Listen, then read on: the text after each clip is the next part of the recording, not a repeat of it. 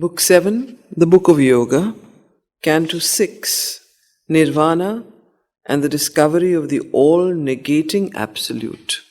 We finished Canto 5, the Finding of the Soul, and Savitri here, as you read, is a description of Savitri's finding her soul, her psychic being, and also the, what Sri Aurobindo refers to as oversoul, or the merging of the psychic with the soul, which is the mother. And through that experience, after she discovers as a self-realization, she goes to the next stage of her yoga, which is the discovery of the all-negating absolute and Nirvana. So Nirvana and the discovery of the all-negating absolute.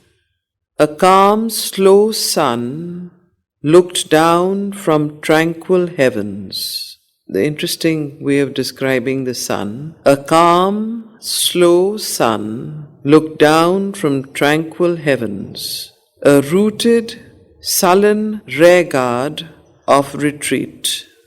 The last rains had fled, murmuring across the woods, or failed a sibilant whisper mid the leaves.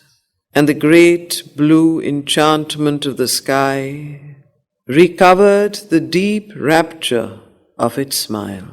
Its mellow splendor, unstressed by storm-licked heats, found room for a luxury of warm, mild days, the night's gold treasure of autumnal moons, came floating shipped through ripples of fairy air.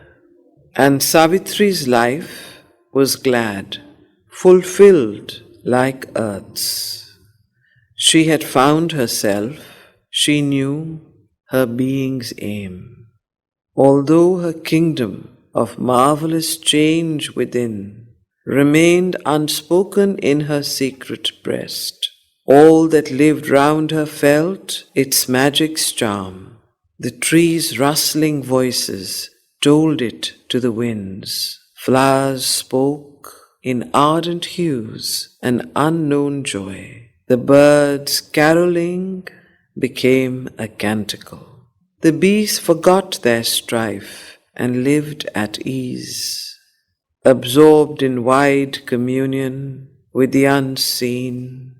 The mild ascetics of the wood received a sudden greatening of their lonely muse. This bright perfection of her inner state poured, overflowing into her outward scene.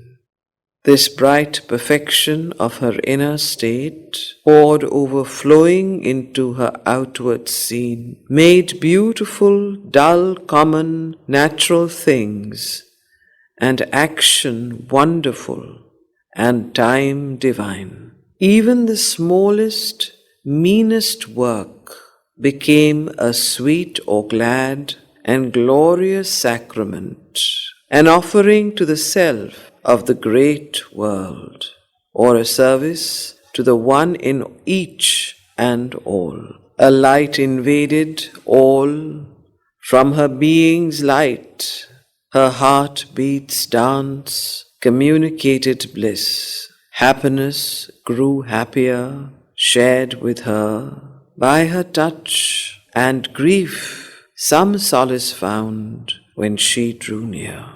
Above the cherished head of Satyavan, she saw not now fate's dark and lethal orb. A golden circle round a mystic sun disclosed to her, newborn, predicting sight, the cyclic rondo of her sovereign life. So such was the change within Savitri. Such was her inner state of realization and communion with the soul, with the divine, in the world, in herself, in all, that she saw even above Satyavan's head. Till now you see the first half of Savitri or more. Savitri has been almost every day suffering the fate of foreknowledge, which is that she knew that Satyavan must die. And this she has kept all to herself, but it has been with her all the time. And she has seen only above Satyavan's head till now fate's dark and lethal light of darkness around him, because all she could think of is that he will leave her and he will die. But after she realizes her psychic being and her soul and the world soul and comes in touch with the Divine Mother, she now realizes and sees even above Satyavan's head a golden circle around a mystic sun, disclosed to her newborn predicting sight. So her sight became newborn. You see, when you see from the soul, from the state of self-realization and of knowledge and of light, then you see differently. So her own sight became new, and it disclosed to her newborn predicting sight the cyclic rondeur of a sovereign life. She suddenly saw Satyavan's cyclic rondeur. That means that his life is everlasting. It goes in cycles of life and death and rebirth. The cyclic rondeur of a sovereign life. In her visions and deep-etched veridical dreams, in brief shiftings of the future's heavy screen, he lay not by a dolorous decree, a victim in the dismal altar of death, or borne to blissful regions far from her, forgetting the sweetness of earth's warm delight, forgetting the passionate oneness of love's clasp, absolved in the self-wrapped immortal's bliss. So in the brief shiftings of the future's heavy screen, Savitri started getting intimations of the future, bright intimations that come from the intuitive plane, the overmind, and all these intimations told her that actually she saw that he was not bound to die, that he was not a victim of the dismal altar of death, and that he would not be taken away from her to some heavenly bliss and there get self-wrapped in immortal bliss, but instead always he was with her, a living soul that met her eyes with closed enamored eyes, a living body near to her body's joy. So she began to see that actually death was not inevitable for Satyavan, that in fact he was always with her. Always he was with her, a living soul that met her eyes with closed enamored eyes, a living body near to her body's joy. But now no longer in these great wild woods, in kinship with the days of bird and beast, and levelled to the bareness of earth's brown breast, but mid the thinking high-built lives of men, in tapestry chambers and on crystal floors, in armoured town or gardened pleasure walks, even in distance closer than her thoughts, body to body near, soul near to soul, moving as if by a common breath and will they were tied in the single circling of their days, together by love's unseen atmosphere, inseparable like the earth and sky. Thus for a while she trod the golden path. This was the sun before abysmal night. So thus for a while she trod, and she saw this wonderful golden future of Satyavan and herself, this golden path. And thus for a while she trod the golden path. This was the sun before abysmal night. This was the glimpse that the future gave to her before plunging her into abysmal night, the night of darkness, the darkness of death, which she had to now meet. Once as she sat in deep felicitous muse, still quivering from her lover's strong embrace, and made her joy a bridge twixt earth and heaven, an abyss yawned suddenly beneath her heart, a vast and nameless fear dragged at her nerves, as drags a wild beast its half-slaughtered prey. So here Sri Aurobindo is describing that once when Savitri, once as she sat in deep felicitous muse, still quivering from her lover's strong embrace, and made her joy a bridge twixt earth and heaven. An abyss yawned suddenly beneath her heart. She suddenly saw there was a deep abyss, like what is an abyss? Like a kai, you can say, Yawned meaning it's opened up suddenly beneath her heart. A vast and nameless fear dragged at her nerves, as drags a wild beast its half-slaughtered prey. It seemed to have no den from which it sprang. It was not hers, but hid its unseen cause.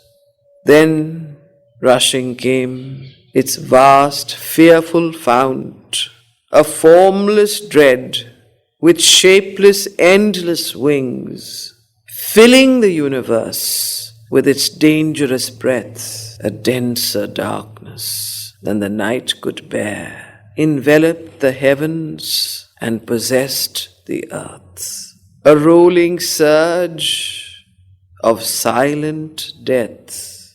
It came curving round the far edge of the quaking globe, effacing heaven with its enormous stride.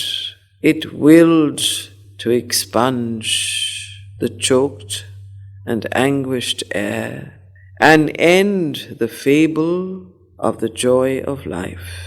It seemed her very being to forbid, abolishing all by which her nature lived, and labored to blot out her body and soul.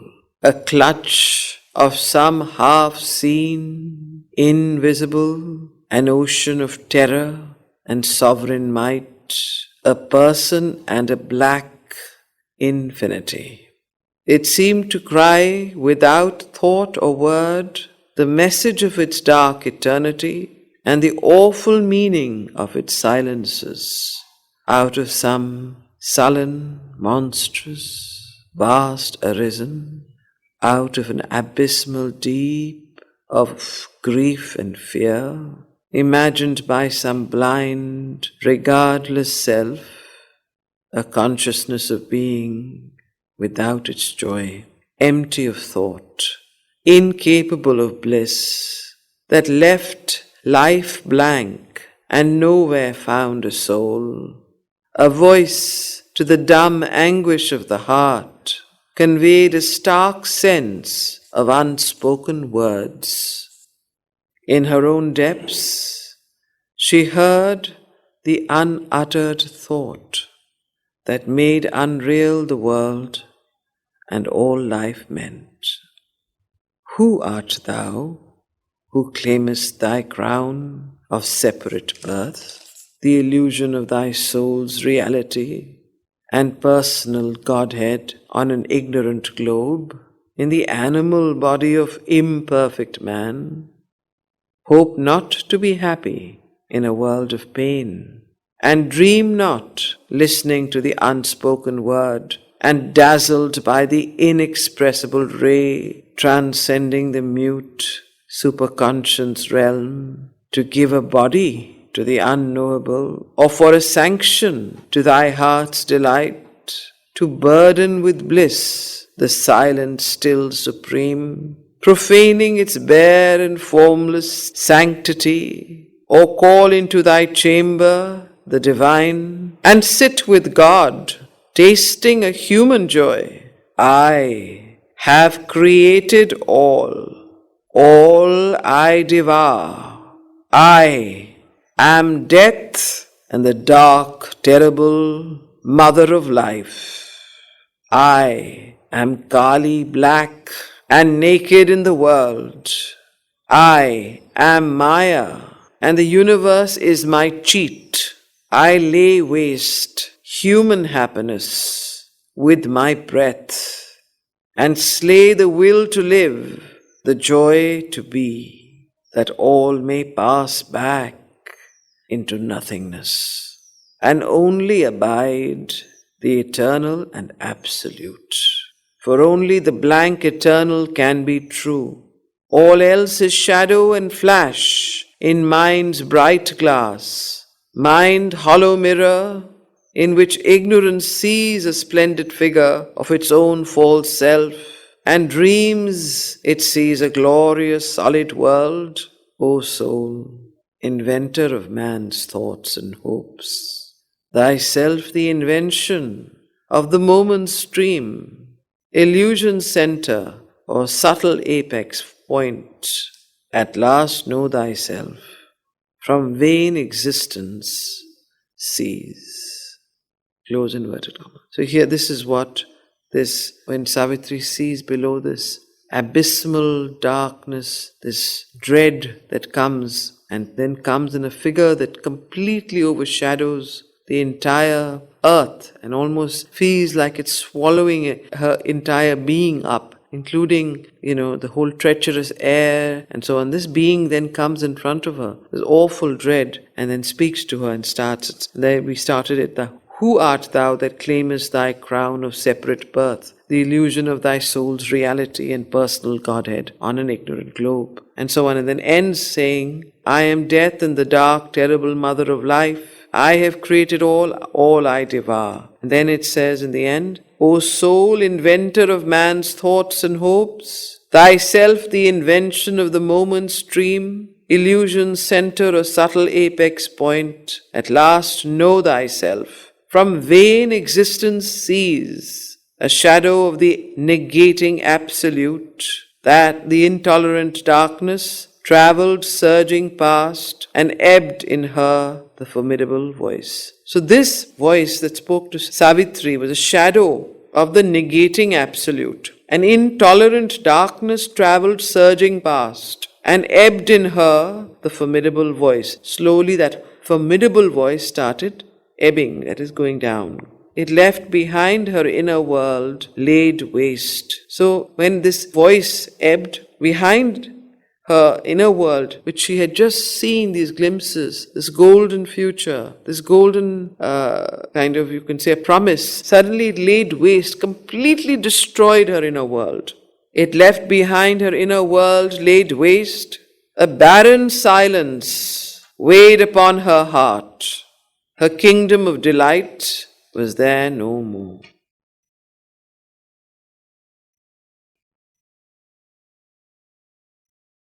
Only her soul remained, its emptied stage, awaiting the unknown eternal will.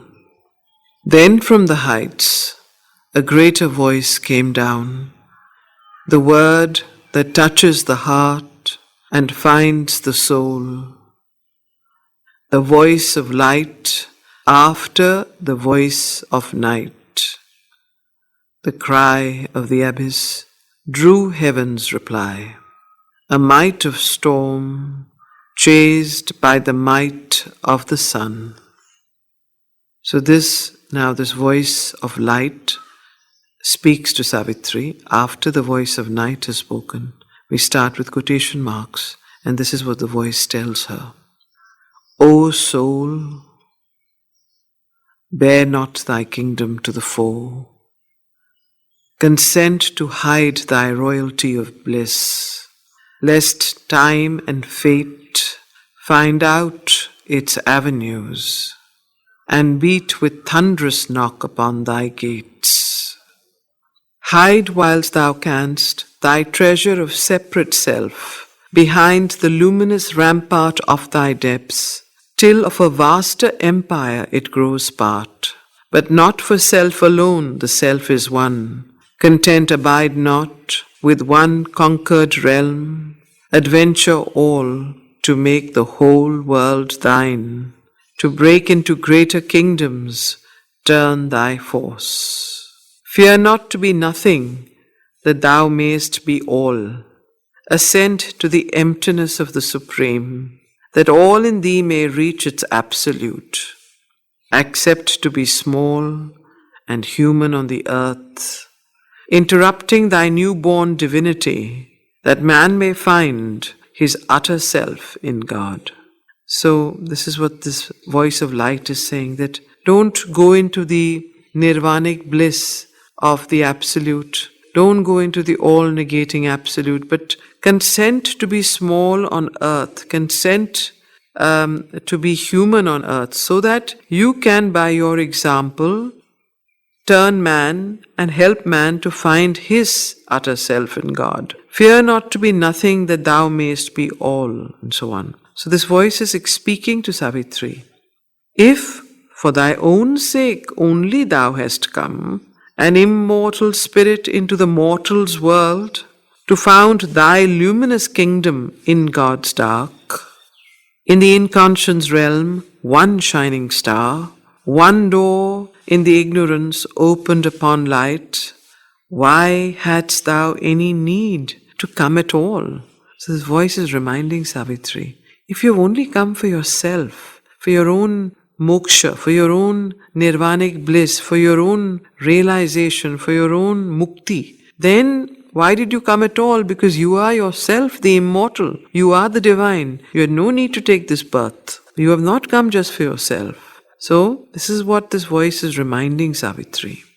If for thy own sake only thou hast come, an immortal spirit into the mortal's world, to found thy luminous kingdom in God's dark, in the inconscious realm one shining star, one door in the ignorance opened upon light, why hadst thou any need to come at all? Thou hast come down into a struggling world, to aid a blind and suffering mortal race, to open to light the eyes that could not see, to bring down bliss into the heart of grief, to make thy life a bridge twixt earth and heaven. If thou wouldst save the toiling universe, the vast universal suffering, feel is thine. Thou must bear the sorrow that thou claimest to heal. The daybringer must walk in darkest night. So here again the voice is speaking to Savitri. This is her own highest divine voice that speaks to her and says, if you have come down to help the struggling world, which is suffering and blind, and open its eyes, then that is your mission, to make your life a bridge between earth and heaven. So you are the bridge that can lead humanity from earth and suffering and ignorance and blindness to the heaven, to the light. If thou would save the toiling, if you want to save this suffering, toiling universe, the vast universal suffering feel is thine. You must feel and go through this terrible universal suffering. You must feel it as your own. You must experience it. And you must bear the sorrow that you have to heal. You can't heal something unless you have experienced it, borne it, suffered it, felt it. You have to feel it. The one that the daybringer, the one that brings the day, must have first walked in darkest night. He who would save the world must share its pain. Now this is the important mantric point. That is why the mother, when she came, she bore the pain and suffering of every creature on earth. Animals, plants, beings, Sri Aurobindo did, sadhaks. So unless you can share the pain, if you want to save the world, he who would save the world, you cannot save the world unless you share its pain. This is what this voice is reminding Savitri. So you can go into this nirvanic bliss, but then you won't be able to save the world. This all-negating absolute, you will have your own nirvanic salvation, your own moksha, but you won't be able to save this suffering world, or humanity will be just as it was. So, this very important line, he who would save the world must share its pain. If he knows not grief, how shall he find grief's cure? If you don't know grief, if you've never experienced grief, how will you find the remedy, the cure of grief? If far he walks above mortality's head, how shall the mortal reach that too high path? If one of theirs they see scale heaven's peaks, men then can hope to learn that Titan climb. But if human beings see one of themselves that looks like them, bears the same nature, same human frailties, climbing the highest peaks, then they can also hope that if she can do it, if he can do it, then I can also begin to find and climb to the highest peaks of Godhead. If one of theirs they see scale heaven's peaks, men then can hope to learn that Titan climb. God must be born on earth and be as man, that man being human may grow even as God. So this is the importance and the reason of avatarhood. Why do we have avatars coming? Why was it necessary for Sri Rama, Sri Krishna, Buddha, Sri Aurobindo, the Mother, and several avatars? Why was it necessary for these great beings who were godlike in their consciousness to come down on earth? This is the reason. He who would save the world must be one with the world. All suffering things contain in his heart space and bear the grief and joy of all that lives. His soul must be wider than the universe and feel eternity as its very stuff, rejecting the moment's personality, know itself older than the birth of time, creation, and incident in its consciousness. Arcturus and Belphegor grains of fire, circling in a corner of its boundless self, the world's destruction, a small transient storm, in the calm infinity it has become. God must be born on earth and be as man, that man being human may grow even as God. This is extremely important and explains the concept of avatarhood on earth. And he who would save the world must be one with the world. So this is what this voice is telling Savitri. If thou wouldst a little loosen the vast chain, draw back from the world that the idea has made, thy mind's selection from the infinite, thy senses gloss on the infinitesimal's dance, then shalt thou know how the great bondage came. Banish all thought from thee. So here the voice is again explaining to Savitri what to do. Banish all thought from thee and be God's void. Be empty so that the divine can fill this void in you. Get rid of all thought. Then shalt thou uncover the unknowable and the superconscient. Conscious grow on thy tops. Infinity's vision through thy gaze shall pierce. Thou shalt look into the eyes of the unknown, find the hid truths and things seen null and false. Behind things known, discover mysteries rare.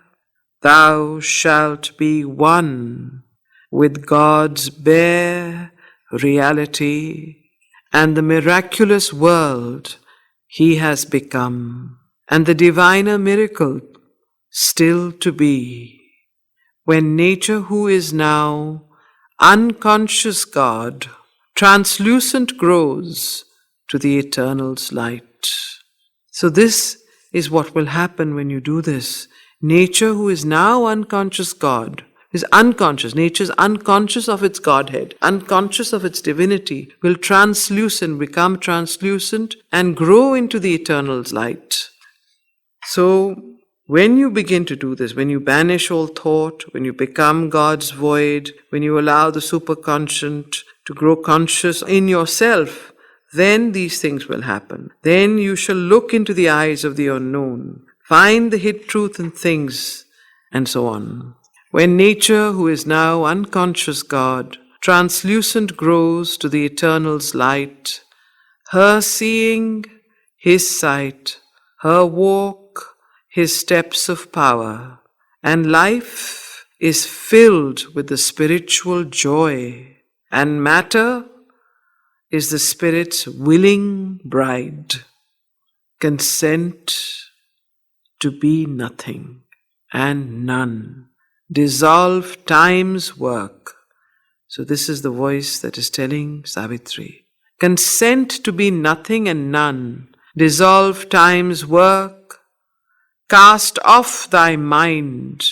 Step back from form and name. Annul thyself, that only God may be. Extremely important. This mantra that this voice of light gives Savitri, annul thyself. What does annul thyself mean? That is, in one sense, annul the ego, annul the mind, the thought. Annul thyself that only God may be. And only if you're empty of yourself and your own personality and your own thoughts and your own ideas and your own feelings and your own sanskaras can you allow the divine to enter into you. But also, when you can annul yourself, can you surrender to the divine. So this absolute surrender can only take place when the divine enters your consciousness, when the ego is completely annulled, disappears. Annul thyself, that only God may be. Here the voice stops, end of the quotation marks. Thus spoke the mighty and uplifting voice, and Savitri heard. She bowed her head and mused, plunging her deep regard into herself, in her soul's privacy, in the silent night, aloof and standing back detached and calm, a witness of the drama of herself, a student of her own interior scene. She watched the passion and toil of life and heard in the crowded thoroughfares of mind the unceasing tread and passage of her thoughts. All she allowed to rise that chose to stir, calling, compelling note, forbidding note, she left all to the process formed in time and the free initiative of nature's will. Thus, following the complex human play, she heard the prompter's voice behind the scenes, perceived the original libretto's set and the organ theme of the composer force. All she beheld that surges from man's depths, the animal instincts prowling mid life's trees, the impulses that whisper to the heart, and passion's thunder chase sweeping the nerves. She saw the powers that stare from the abyss, and the wordless light that liberates the soul. But most her gaze pursued the birth of thought. Affranchised from the look of surface mind, she paused not to survey the official case, the issue of forms from the office of the brain, its factory of thought sounds and soundless words, and voices stored within unheard by men, its mint and treasury of shining coin. These were but counters in mind's symbol game, a gramophone's discs, a reproduction's film, a list of signs, a cipher and a code. In our unseen subtle body, thought is born. Here, Sri Aurobindo, as the narrator explains, the birth of thought. If you have to annul all thought, you must understand how thought is born. Where does thought originate from? Then only can you annul all thought. In our unseen subtle body, thought is born, or there it enters from the cosmic field. Oft from her soul stepped out a naked thought, luminous with mysteried lips and wonderful eyes. Or from her heart emerged some burning face, and looked for life and love and passionate truth, aspired to heaven, or embraced the world, or led the fancy like a fleeting moon across the dull sky of man's common days, amidst the doubtful certitudes of earth's law, to the celestial beauty of faith gave form, as if at flower prints in a dingy room, laughed in a golden vase one living rose. A thaumaturgist sat in her heart's deep, compelled the forward stride, the upward look, till wonder leaped into the illumined breast, and life grew marvelous with transfiguring hope. A seeing will pondered between the brows, thoughts glistening angels stood behind the brain, in flashing armor, folding hands of prayer, and poured heaven's rays into the earthly form. Imaginations flamed up from her breast, unearthly beauty, touches of surpassing joy, and plans of miracle, dreams of delight, around her navel lotus clustering close. Her large sensations of the teeming worlds streamed their dumb movements of the unformed idea, invading the small, sensitive flower of the throat. They brought their mute, unuttered resonances to kindle the figures of a heavenly speech. So here you can see that every center of Savitri, all the psychological centers were being opened. The Muladhara, the Swadhisthana, the Anahat Chakra, and so on. So each one was opening up, and in each one she was seeing the truth, the true form, the true thought, the true force that was emanating. Her large sensations of the teeming worlds streamed their dumb movements of the unformed idea, invading the small sensitive flower of the throat. They brought their mute unuttered resonances to kindle the figures of a heavenly speech. Below, desires formed their wordless wish, and longings of physical sweetness and ecstasy translated into the accents of a cry, their grasp on objects and their clasp on souls. Her body's thoughts climbed from her conscious limbs and carried their yearnings to its mystic crown, where nature's murmurs meet the ineffable. So, Savitri became the witness of herself and saw how thought translated in each chakra, in each center of her being in different forms. And she witnessed that, and she began to become aware of that. Only when you become aware of that can you master it.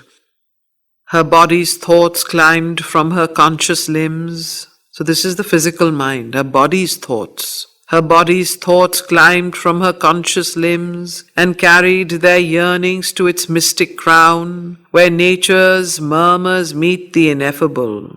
But for the mortal, prisoned in outward mind, all must present their passports at its door. Disguised, they must don the official cap and mask, or pass as manufacturers of the brain, unknown their secret truth and hidden source. Only to the inner mind they speak direct, put on a body and assume a voice. Their passage seen, their message heard and known, their birthplace and their natal mark revealed, and stand confessed to an immortal sight, are nature's messengers to the witness soul. Impenetrable, withheld from mortal sense, the inner chambers of the spirit's house disclose to her their happenings and their guess. So impenetrable, withheld from mortal sense, which the normal mortal, our senses, our five senses cannot know about. The inner chambers of Savitri's spirit's house, the inner chambers of her psychic being opened, disclosed to her their happenings and their guests, all the inner being. So the inner mind, the inner vital, the true mind, the true vital, the true physical being, the psychic, the inner chambers of Savitri's being opened and disclosed to her their happenings and their guests. Eyes looked through crevices in the invisible wall and through the secrecy of unseen doors. There came into mind's little frontal room thoughts that enlarged our limited human range. There came into the mind's little frontal room thoughts that enlarged our limited human range, lifted the ideal's half-quenched or sinking torch, or peered through the finite at the infinite. A sight opened upon the invisible, and sensed the shapes that mortal eyes see not, the sounds that mortal listening cannot hear, the blissful sweetness of the intangible's touch. The objects that to us are empty air are there the stuff of daily experience and the common pabulum of sense and thought. So this, again, what happened in Savitri was that her inner subtle side opened up, the third eye. And from there, she could see the shapes that we cannot see, the sounds that we cannot hear, the blissful sweetness of the intangible's touch. The objects that to us are empty air were actually full of the stuff of daily experience. And she could see what human sight could not see, and the common pabulum of sense and thought. The beings of the subtle realms appeared. All these beings of the subtle realms appeared before Savitri. And scenes concealed behind our earthly scene. And those scenes that are behind the outer earthly scenes, that actually govern the earthly scenes, that are actually determining them, those came in front. And scenes concealed behind our earthly scene, she saw the life of remote continents, and distance deafened not to voices far. So she saw the life of remote continents, and even this far distance did not make the sound deaf. She could hear those sounds and those scenes, and she could see and hear, even though it was million miles away. So that did not stop the sounds coming to her. Distance did not stop that. She saw the life of remote continents, and distance deafened not to voices far. She felt the movements crossing unknown minds. The past's events occurred before her eyes. So the past event, all of the past, Trikala Drishti, past events occurred before her eyes. The great world's thoughts were part of her own thought. So even the world's thoughts, the universal nature's thoughts, were part of her own thought. The great world's thoughts were part of her own thought, and this happened because Savitri had annulled her own thoughts, annulled her own self, annulled her own ego. The great world's thoughts were part of her own thought, the feelings dumb forever and unshared, the ideas that never found an utterance. The dim subconscious incoherent hints laid bare a meaning twisted, deep and strange, the bizarre secret of their fumbling speech, their links with underlying reality. The unseen grew visible and audible. So all that was unseen grew visible and audible to Savitri. Thoughts leaped down from a superconscient field, like eagles swooping from a viewless peak. Thoughts gleaned up from the screened subliminal depths, like golden fishes from a hidden sea. This world is a vast, unbroken totality. A deep solidarity joins its contrary paths. God's summits look back on the mute abyss. So, man evolving to divinest heights, colloque still with the animal and the jinn. The human Godhead with stargazer eyes lives still in one house with the primal beast. The high meets the low, all is a single plan. So she beheld the many births of thought, if births can be of what eternal is. For the eternal's powers are like himself, timeless in the timeless, in time ever born. This too she saw, that all in outer mind is made, not born, a product perishable, forged in the body's factory by earth force. This mind is a dynamic small machine, producing ceaselessly till it wears out, with raw material drawn from the outside world, the pattern sketched out by an artist god.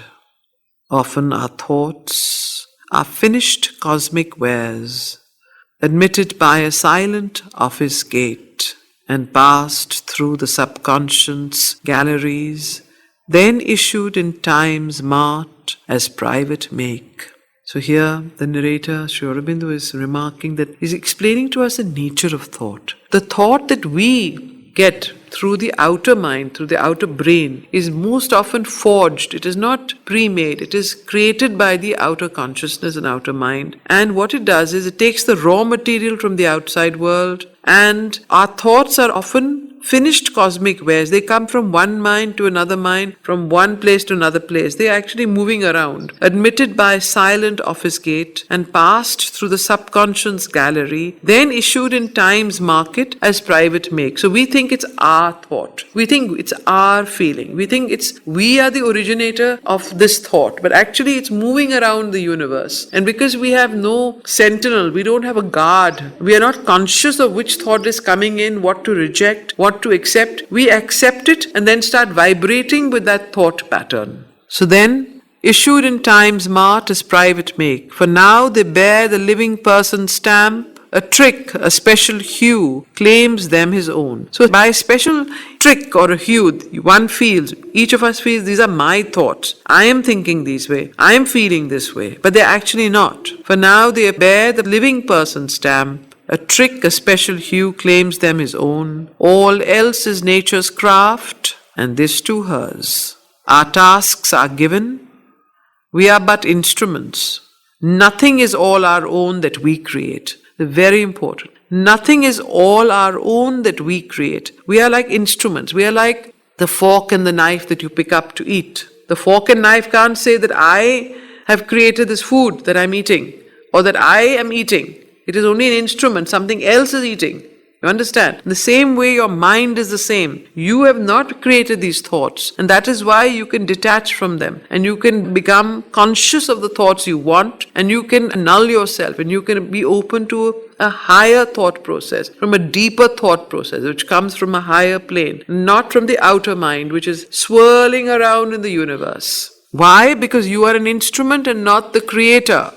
For now they bear the living person stamp, a trick, a special hue, claims them his own. All else is nature's craft, and this too hers. Our tasks are given. We are but instruments. Nothing is all our own that we create. The power that acts in us is not our force. The genius too receives from some high fount, concealed in a supernal secrecy, the work that gives him an immortal name. So even the genius, an Einstein, or all the scientists and the poets and the creators, they also are not creators. They receive from some high fountain of this inspiration, and the whole thing comes down. Only thing, why they're called geniuses? Because they can open their mind. They can receive in stillness. They're attuned towards this higher receiving. They can become channels. So Sri Aurobindo also said, I only brought down Savitri. He didn't create Savitri. He just was able to open his mind and his consciousness to the highest overmental, supramental region, and there the words of Savitri and the vision of the plane of Savitri came to him, and he recited it out.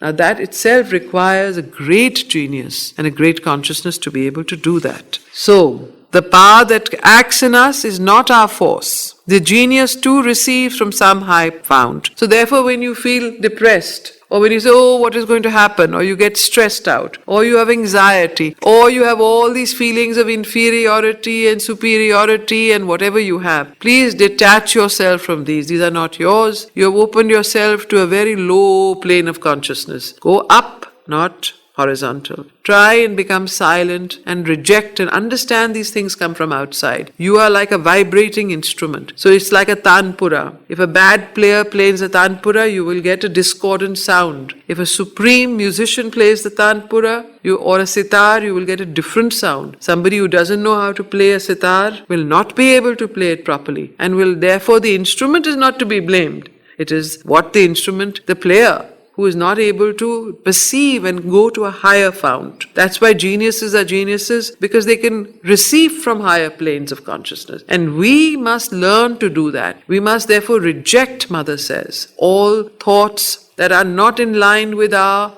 aspiration, all feelings that are not in line with our dharma or our aspiration in life or our goal in life. And this rejection is extremely important. And you can only reject when you understand in your mind that it is not you, it is not yours, it is you're receiving from a swirling universe of influences and ideas and thoughts and wrong suggestions.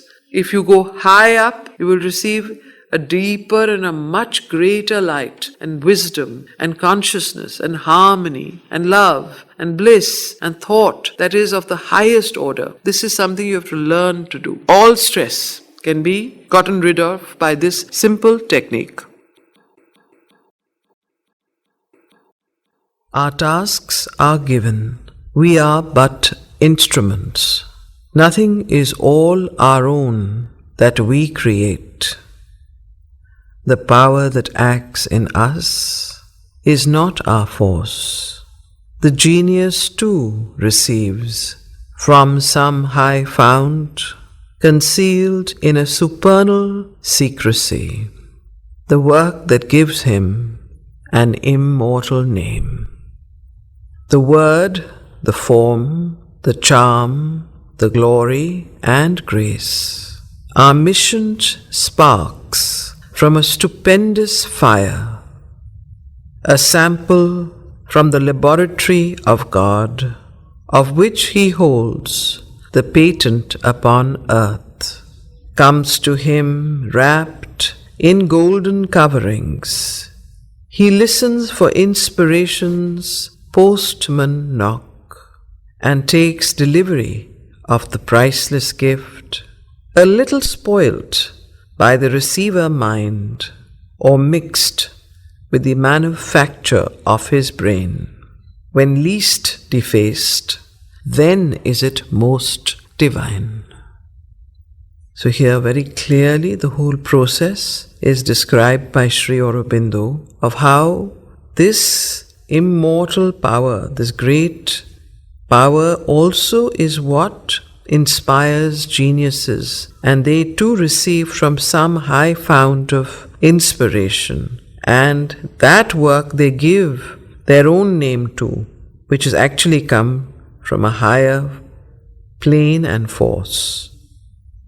He listens for inspiration's postman knock. So this is inspiration with a capital I, which comes from a high plane of intuition, inspiration, from the higher planes of the mind. And genius takes delivery of the priceless gift that comes down into the mind, which is most often spoilt by the receiver's mind, because our human mind is still very rudimentary. So it spoils that highest pure inspiration. However, because it comes from such a high plane, something of this greatness comes down.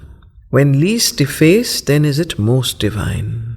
Although his ego claims the world for its use, man is a dynamo for the cosmic work.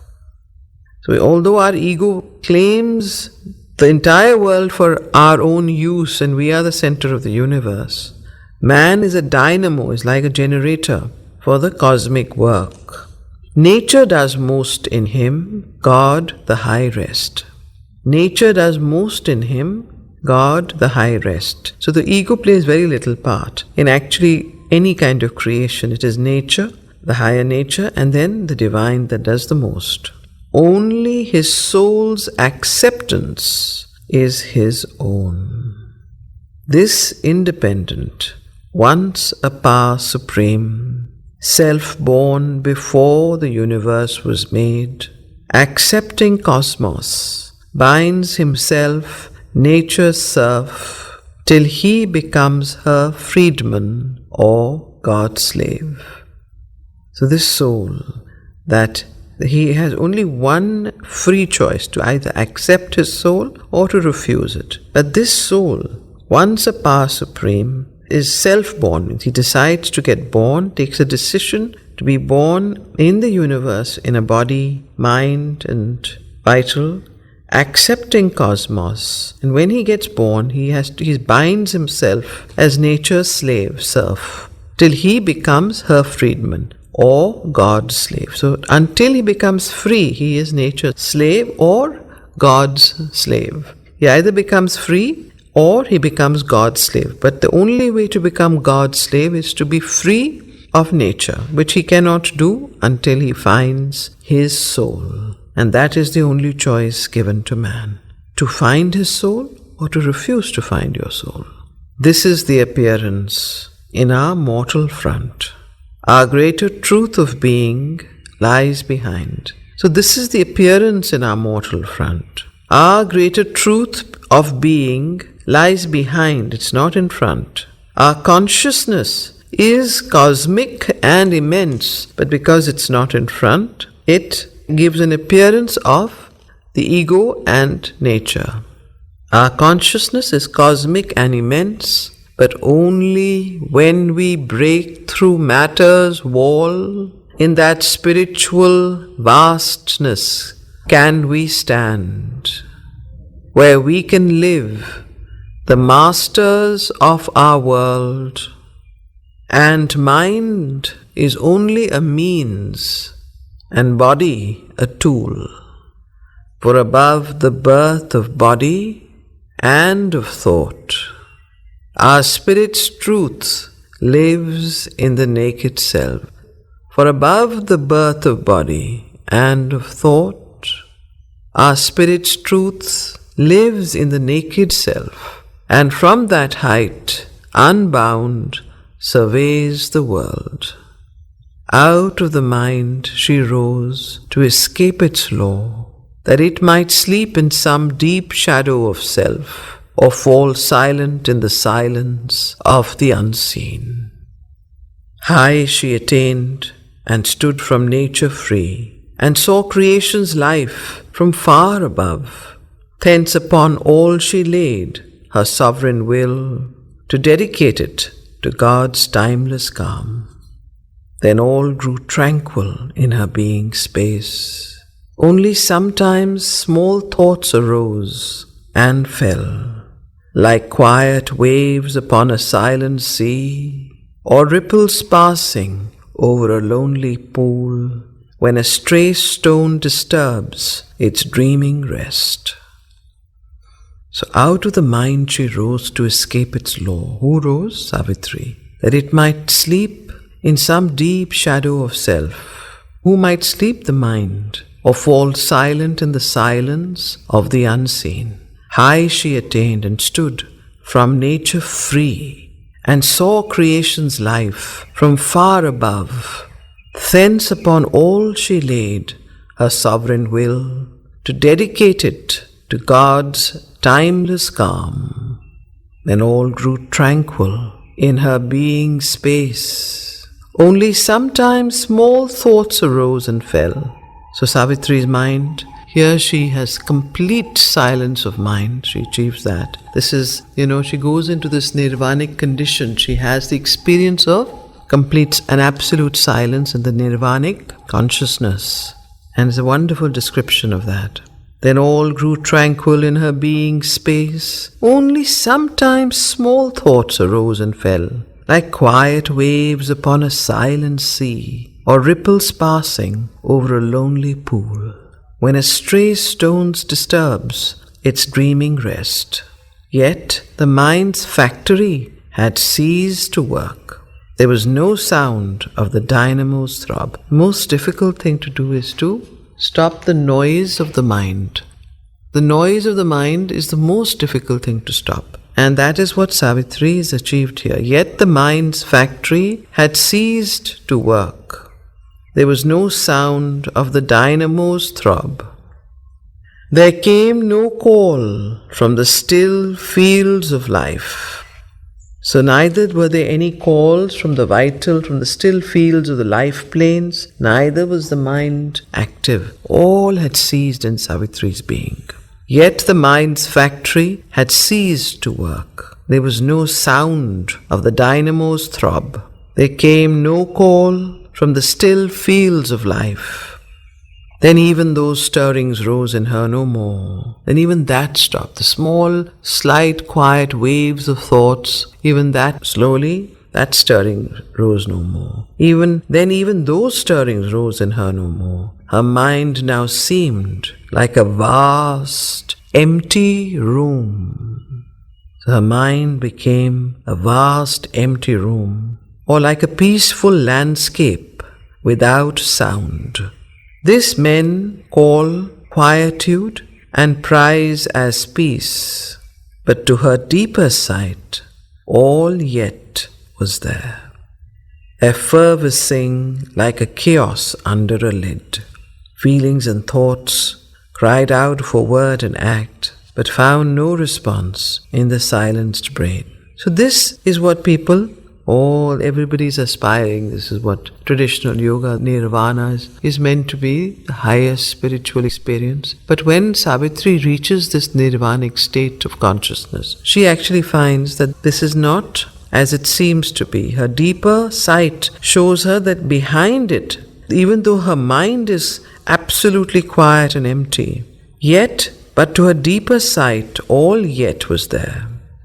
So, but to her deeper sight, all yet was there. That means the chaos, the sound was still present, but it was not coming into her mind, it was outside the mind. Feelings and thoughts cried out for word and act, but found no response in the silenced brain. All was suppressed, but nothing yet expunged. At every moment might explosion come. So that is why in the traditional yoga, those who have reached this state of complete peace and quietude and bliss, they cannot come back into the world. Because if they enter into samsaric jivan, into the world life, they will find that all of this wonderful peace and bliss that they have experienced disappears and the old world comes, because it is the mind that has turned silent. It is not the body or the vital that is transformed. There is no transformation that has taken place. And that is what Savitri realizes, that the tradition, that yoga, even the experience of nirvana, which is the highest experience, is a kind of extinction. It is not a transformation or a fulfillment. And that is what she sees when she goes there. When her consciousness experiences that and her mind becomes totally silent. This is very, very important. This men call quietude and prize as peace. But to her deeper sight all yet was there, effervescing like a chaos under a lid. Feelings and thoughts cried out for word and act, but found no response in the silenced brain. All was suppressed, but nothing yet expunged. At every moment might explosion come. Then this too paused. The body seemed a stone. So she realized that there was only a kind of suppression. At any moment this whole thing could, like an explosion, burst. Thoughts, the vital feelings and so on. However, after some time in this plane, then her mind, this too paused. What paused? These thoughts and the vital life forces, they all paused. And then what happened? Then this too paused. The body seemed a stone. All now was a wide, mighty vacancy, but still excluded from eternity's hush. For still was far the repose of the Absolute, and the ocean silence of infinity. Even now some thoughts could cross her solitude. These surged not from the depths, or from within, cast up from formlessness to seek a form. Spoke not the body's need, nor voice life's call. There seemed not born nor made in human time. These thoughts seemed not born nor made in human time. They did not come from her body or her mind or her vital. Yet some thoughts were still crossing through her vast, quiet solitude. Spoke not the body's need, nor voiced life's call. These seemed not born, nor made in human time. Children of cosmic nature from a far world, ideas, shapes, in complete armor of words, posted like travelers in an alien space. Out of some far expanse they seemed to come, as if carried on vast wings like large white sails, and with easy access reached the inner ear, as though they used a natural privileged right to the high royal entries of the soul. So some of these thoughts still crossed over, but they did not come from her. They came from some outside subliminal consciousness and entered within. So out of some far expanse they seemed to come, as if carried on vast wings like large white sails, and with easy access reached the inner ear, as though they used a natural privileged right to the high royal entries of the soul. As yet their path lay deep concealed in light. Then, looking to know whence the intruders came, she saw a spiritual immensity pervading and encompassing the world space. As ether are transparent, tangible air, and through it sailing tranquilly a thought. So when she turned to see where this thought came from, and she looked to find it, she saw. Then looking to know whence the intruders came, she saw a spiritual immensity pervading and encompassing the world space. As ether are transparent, tangible air. Like our air, we only see the air, but actually pervading the air is ether, this fourth substance. In the same way, pervading the whole world space of thought and mind was this spiritual immensity. And through it sailing tranquilly a thought, as smoothly glides a ship nearing its port, ignorant of embargo and blockade, confident of entrance and the visa's seal. It came to the silent city of the brain, towards its accustomed and expectant way, but met a barring will, a blow of force, and sank vanishing in the immensity. So it came there expecting that it will enter because it's used to entrance, but found in Savitri an embargo and blockade because her mind was not allowing any thought to enter. However, but met a barring will, a blow of force, and sank vanishing in the immensity. So this thought went back to where it came from. After a long vacant pause, another thought appeared, and others one by one suddenly emerged. Minds unexpected visitors from the unseen. So these thoughts were not being manufactured in Savitri's brain or even in her consciousness. These were coming from some far-off immensity, like travelers who always got entry. Nobody could ever stop them because nobody could see where they were coming from. But Savitri had already silenced her mind completely and could see these thoughts and was looking for the origin from which these thoughts came from. And then she saw that they came from some vast immensity. And then when she refused to allow them entry into her mind, sank back into that immensity. After a long vacant pause, another appeared, and others one by one suddenly emerged. Minds unexpected visitors from the unseen, like far-off sails upon a lonely sea. But soon that commerce failed. None reached mind's coast. Her mind was completely silent. So all this commerce of these thoughts could not enter and went back. Then what happened? Savitri's mind. Then all grew still. Nothing moved anymore. Immobile, self-wrapped, timeless, solitary, a silent spirit pervaded silent space. So immobile, self-wrapped, timeless, solitary, a silent spirit pervaded silent space. In that absolute stillness, bare and formidable, there was glimpsed an all-negating void supreme. And then when this happened, when the entire being, even these thoughts stopped and everything stopped, it was like a silent spirit pervading silent space. And at that time, in that absolute stillness, bare and formidable, she glimpsed an all-negating void supreme. A void supreme, but all-negating, that claimed its mystic nihil's sovereign right to cancel nature. And what was its sovereign right? The mystic nihil's sovereign right to cancel nature and deny the soul.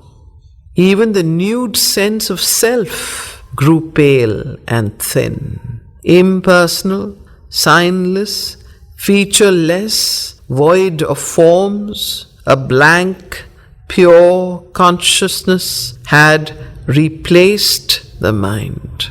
Her spirit seemed the substance of a name, the world a pictured symbol drawn on self, a dream of images, a dream of sounds, built up the semblance of a universe, or lent to spirit the appearance of a world. So a blank, pure consciousness completely replaced the mind. Her spirit, Savitri's spirit, seemed the substance of a name, and the world a pictured symbol drawn on self, a dream of images, a dream of sounds, built up the semblance of a universe, or lent to spirit the appearance of a world. This was self-seeing, could see itself. In that intolerant hush, no notion and no concept could take shape. There was no sense to frame the figure of things. There was no sense, all the senses, sensorial, there was no sense to frame the figure of things. A sheer self-sight was there. No thought arose. So even for thought to rise, it has to go through some medium. But there were no senses. It was only a self-sight. It was self-seeing, a sight that was within itself. And therefore there was no sense to frame the figure of things. A sheer self-sight was there. No thought arose. Emotion slept deep down in the still heart, or lay buried in a cemetery of peace. So even emotion lay buried like a dead lies in the cemetery. Emotion lay buried in a cemetery of what? Of peace. So such was the experience, such was the consciousness that Savitri had gained. That's why it's called Nirvana and the all-negating absolute. Everything was neti, nihil. There was no sense to frame the figure of things. A sheer self-sight was there, no thought arose. Emotion slept deep down in the still heart, or lay buried in a cemetery of peace. All feelings seemed quiescent, calm or dead, as if the heart strings rent could work no more, and joy and grief could never rise again. The heart beat on with an unconscious rhythm, but no response came from it, and no cry. So here the heart beat on mechanically, like with an unconscious rhythm, but no response came from it, and no cry. Vain was the provocation of events. So even if whatever happened outside, nothing could disturb it. The peace within, and the calm and the silence and the absolute negation of everything. All feelings seemed quiescent, calm or dead, as if the heartstrings rent could work no more, and joy and grief could never rise again. The heart beat on with an unconscious rhythm, but no response came from it, and no cry. Vain was the provocation of events. Nothing within answered an outside touch. No nerve was stirred and no reaction rose. Yet still her body saw and moved and spoke. So while all this was happening, yet her body saw, because there was a self-sight, and moved and spoke. It understood without the aid of thought. It said whatever needed to be said. It did whatever needed to be done. There was no person there behind the act, no mind that chose or passed the fitting word. All wrought like an unerring, apt machine, as if continuing old habitual turns, and pushed by an old, unexhausted force, the engine did the work for which it was made. Her consciousness looked on and took no part. All it upheld, in nothing had a share. There was no strong initiator will. An incoherence, crossing a firm void, slipped into an order of related chance. A pure perception was her only power, that stood behind her action and her sight. If that retired, all objects would be extinct. So there was only a pure perception, was the only power that stood behind her action and her sight. If that retired, all objects would be extinct. Her private universe would cease to be. The house she had built with bricks of thought and sense, in the beginning, after the birth of space, this seeing was identical with the seen. So what was being seen was identical with what saw. You understand? The house she had built with bricks of thought and sense, in the beginning, after the birth of space, this seeing was identical with the seen. It knew without knowledge all that could be known. It knew without knowledge all that could be known. It saw impartially the world go by, but in the same supine, unmoving glance, saw too its abysmal unreality. It watched the figure of the cosmic game, but the thought and the inner life and forms seemed dead, abolished by her own collapse of thought. A hollow physical shell persisted still. All seemed a brilliant shadow of itself, a cosmic film of scenes and images. The enduring mass and outline of the hills was a design sketched on a silent mind and held to a tremulous false solidity like constant beats of visionary sight. So it was like a hollow physical shell persisted still. It was like seeing a film on cellulite that was not real, that did not have any substance. And the whole world she saw like that. All beings and all forms and everything were to her sight like a film, like a brilliant shadow of itself, a cosmic film of scenes and images. The enduring mass and outline of the hills was a design sketched on a silent mind and held to a tremulous false solidity by constant beats of visionary sight. The forest, with its emerald multitudes, clothed with its show of hues, a vague empty space, a painting's colors hiding a surface void that flickered upon disillusion's edge, the blue heavens, an illusion of the eyes, roofed in the mind's illusion of a world. The men who walked beneath an unreal sky seemed mobile puppets out of cardboard cut and pushed by unseen hands across the soil, or moving pictures upon fancy's film. With this consciousness, everything in the world appeared to her as though it was some sort of an illusion. And there was, mobile puppets. Even the men who walked beneath this unreal sky of blue seemed like mobile puppets out of cardboard cut and pushed by unseen hands across the soil, or moving pictures upon fancy's film. There was no soul within, no power of life. The brain's vibrations that appear like thought, the nerve's brief answer to each contact's knock, the heart's quiverings felt as joy and grief and love, were twitchings of the body, their seeming self, that body forged from atoms and from gas, a manufactured lie of Maya's make, its life a dream seen by the sleeping void. So that body forged from atoms and from gas, a manufactured lie of Maya's make, its life a dream seen by the sleeping void. The animals lone or trooping through the glades fled like a passing vision of beauty and grace, imagined by some all-creating eye. Yet nothing was there, behind the fading scene. Wherever she turned, at whatever she looked, it was perceived, yet hid from mind and sight. The one only real shut itself from space and stood aloof from the idea of time. Its truth escaped from shape and line and hue. All else grew unsubstantial, self-annulled. This only everlasting seemed, and true.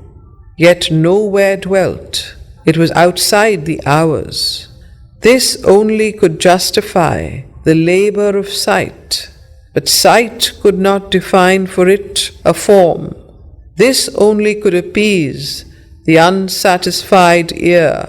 But hearing listened in vain for a missing sound. This answered not the sense, called not to mind.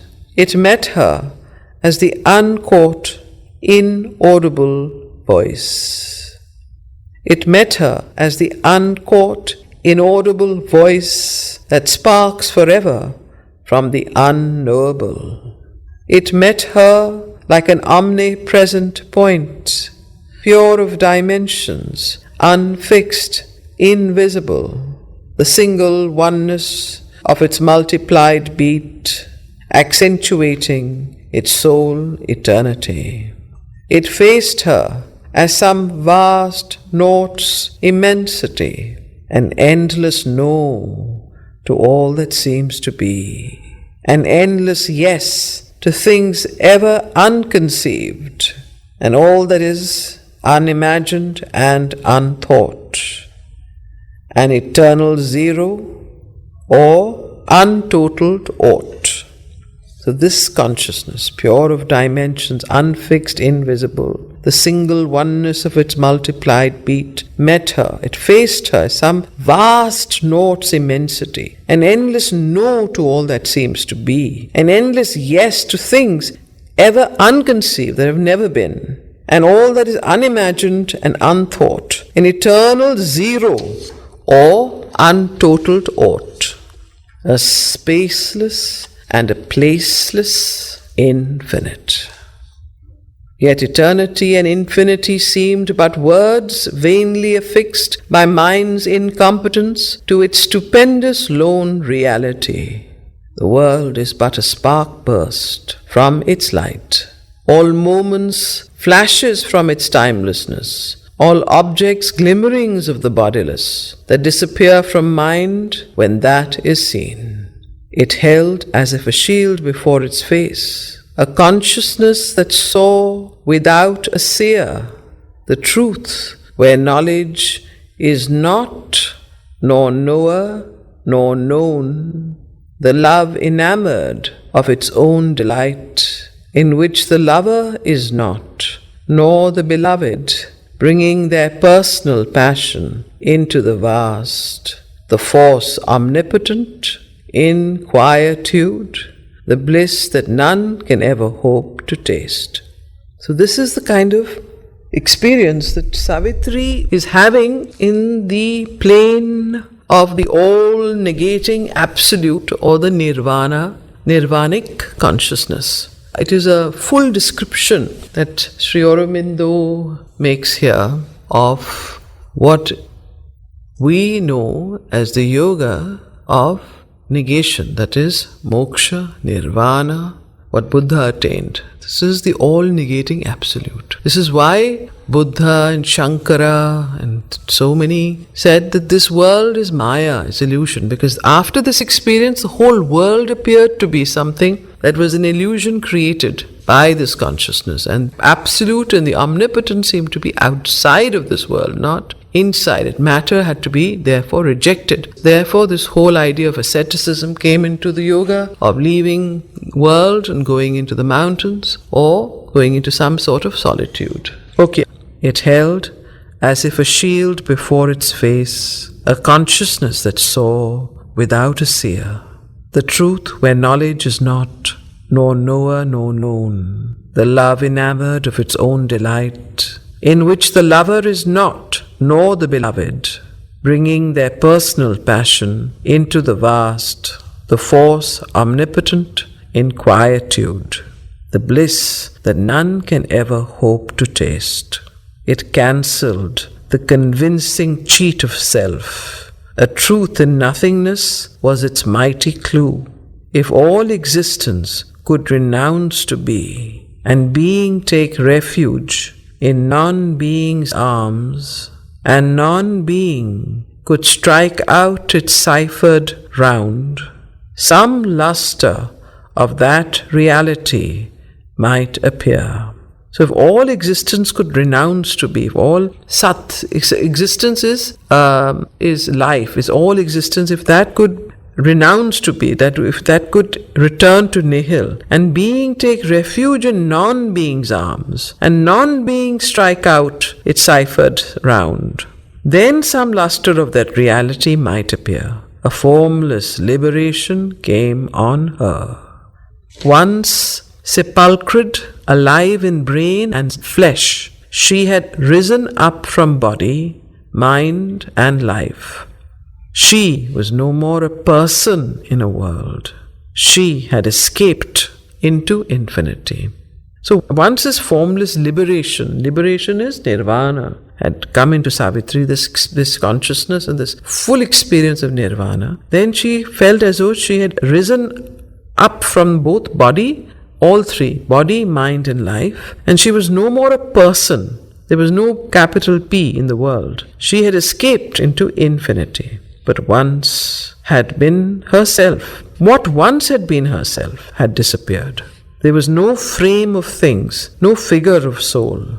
A refugee from the domain of sense itself, because there was no sense. The 5 senses or the 7 senses did not exist here. A refugee from the domain of sense, evading the necessity of thought, delivered from knowledge and from ignorance, and rescued from the true and the untrue.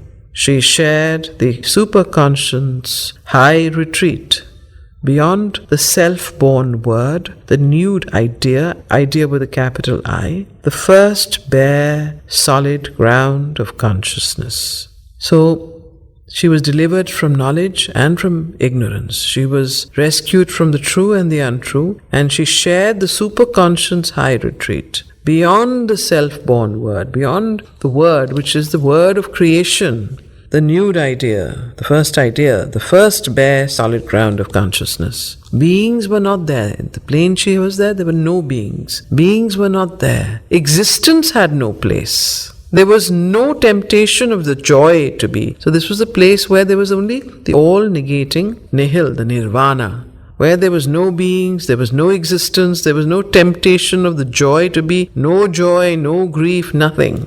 Unutterably effaced, no one and null, a vanishing vestige like a violet trace, a faint record merely of a self now past. She was a point in the unknowable. So she became a point, one dot in the unknowable. She was a point in the unknowable. Only some last annulment now remained.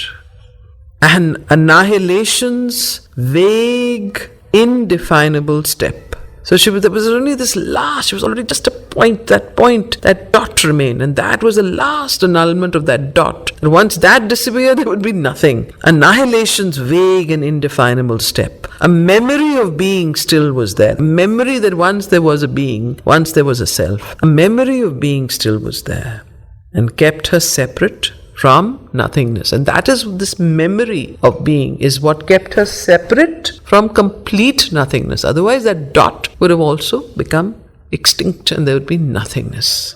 Annihilation's vague, indefinable step. A memory of being still was there and kept her separate from nothingness. She was in that, but still became not that because of that memory. This shadow of herself, so close to naught, could be again self's point to be, to live. This little point, this little dot, so close to naught, could be also the same self point to live. That point only could help her to live again, to come back. Otherwise, if that dot was not there, she could not ever retrace back to beingness from non-being.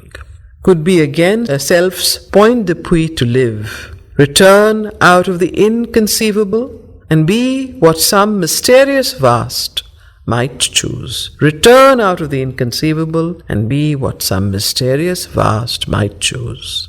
Even as the unknowable decreed, she might be naught or new become the all. So when she returned, this point, this dot would help her to return to live and return out of the inconceivable and become what either some mysterious power of vast will choose for her. Even as the unknowable decreed, whatever that decree was, she might be naught again, she might again go back to naught, nothingness, or new become the all, or she might become more than naught, that is the all, the all, not the all-negating, but the all-affirming absolute. So she might become the all-negating absolute again, or she might go into the all-affirming absolute. So this was something that would only happen depending on what was decreed and what the all-mysterious vast might choose. This shadow of herself so close to naught could be again self's point d'appui to live, return out of the inconceivable and be what some mysterious vast might choose. Even as the unknowable decreed, she might be naught or new become the all. Or if the omnipotent nihil took a shape, emerge as someone and redeem the world. Or if the omnipotent nihil took a shape, emerge as someone and redeem the world. Even she might learn what the mystic cipher held. This seeming exit or closed end of all could be a blind, tenebrous passage screened from sight. Her state, the eclipsing shell of a darkened sun on its secret way to the ineffable. Even now, her splendid being might flame back out of the silence and the nullity, a gleaming portion of the all-wonderful, a power of some all-affirming absolute, a shining mirror of the eternal truth, to show to the one in all its manifest face, to the souls of men their deep identity. Or she might wake into God's quietude, beyond the cosmic day and cosmic night, and rest appeased in His white eternity. But this was now unreal or remote, or covered in the mystic, fathomless blank. In infinite nothingness was the ultimate sign. So what was the ultimate sign? In infinite nothingness was the ultimate sign, or else the real was the unknowable. A lonely absolute negated all. It effaced the ignorant world from its solitude and drowned the soul in its everlasting peace. End of Canto 6. So this all-negating absolute, it negated all and effaced the ignorant world from its solitude and drowned the soul in everlasting peace. So this experience of everlasting peace is what here she has. So this is, of course, we are reading the book of Yoga, and the next canto is Canto 7, the discovery of the cosmic spirit and the cosmic consciousness. So obviously, Savitri comes back.